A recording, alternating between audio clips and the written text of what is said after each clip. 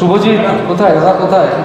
শুভজিৎ ঠাকুর ও 198 পেয়েছে, সিটা ট্রেন থেকে চেন্নাই রোডে টেকনিশিয়ান ট্রেন থেকে কোয়ালিফাই করেছে।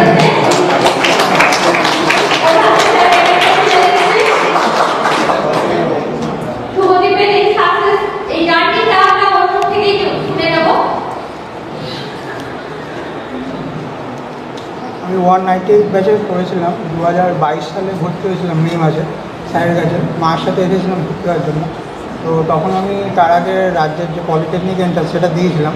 তো স্যারের কাছে জিজ্ঞেস করেছিলাম, স্যার আপনার কাছে পড়ার সঙ্গে কি এটা কন্টিনিউ করা যাবে? তো স্যার বললো, দেখ ওখানে তো গভর্নমেন্টের চাপ থাকবে, তুই যদি পারিস প্রাইভেটে চেষ্টা কর। তো আমি জানতামও না যে গভর্নমেন্টে সিলেক্ট হবো। তো গভর্নমেন্টে সিলেক্ট হয়ে গেলাম, কলেজে ভর্তিও হলাম। তো তারপরে স্যারের কথা মনে পড়লো যে খুব প্রেশার ছিল, গভর্নমেন্টে ডিপ্লোমা বা মেকানিক্যালে।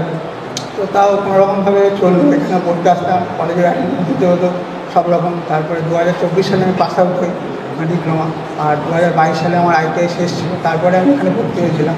তো আইটিআই ভর্তি হওয়ার সময় আমি জানতামই না যে আইটিআই পড়ে সরকারি চাকরি পাওয়া যায়।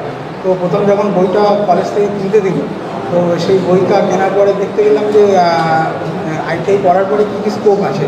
তো তখন দেখলাম যে রেলে চাকরি হয় এবং বিভিন্ন সেক্টরে হয়।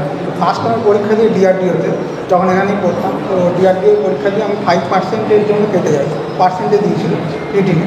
তারপরে পরীক্ষা দিই ভাবা অ্যাটমিক রিসার্চ সেন্টারে, তাতেও আমার স্কিল টেস্টে কেটে যায়।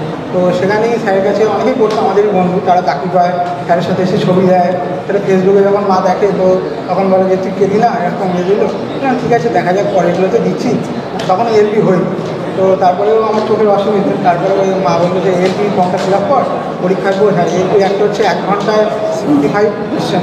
তো ওখানে স্পিড আর অ্যাকুরেসিটা খুব মেনটেন করতে হয়। মানে একটা প্রশ্ন 1 মিনিটের সময় দেখা যায় না, সেটা টেকনিশিয়ান যেইতে পাওয়া যায়, 1.5 ঘন্টার সময় থাকে। তো এলপি দিলাম। তো তারপরে যখন কোয়ালিফাই করলাম, যেটা মনের মধ্যে জোর বাড়লো, যে তারপরে যেই হলো, যেইটা দিলাম, যেইও কোয়ালিফাই করলাম CBT 1। তারপরে টেকনিশিয়ান যখন দিলাম, তো দেখলাম যে না, দুটো পরীক্ষা দিয়ে অনেক কিছু শেখা যায়। স্যার যেটা বলতো যে এখানে দিচ্ছিস দে, কিন্তু তোরা বাইরে বোর্ডের পরীক্ষাগুলোও দে, তারা SSC হোক বা যা কিছু হোক, দিলে তোরা অনেক কিছু শিখতে পারবি। যে বোর্ডে কী করে অ্যাটেন্ড করতে হয়, কী করে টাইম ম্যানেজমেন্ট করতে হয়, ওখানে পরীক্ষার হলে যে প্রেশার, সেইটা কী করে নিতে হয়। তো আজকে এখানে দাঁড়িয়েছি ডিবি আর মেডিকেলের জন্য সিলেক্ট হয়েছি টেকনিশিয়ানে। তার জন্য স্যারকে অসংখ্য ধন্যবাদ, এবং তপবনের সমস্ত টিমকে যারা মানে আমাদের পড়িয়েছেন, সেসব ম্যাডামদের অনেক অনেক ধন্যবাদ।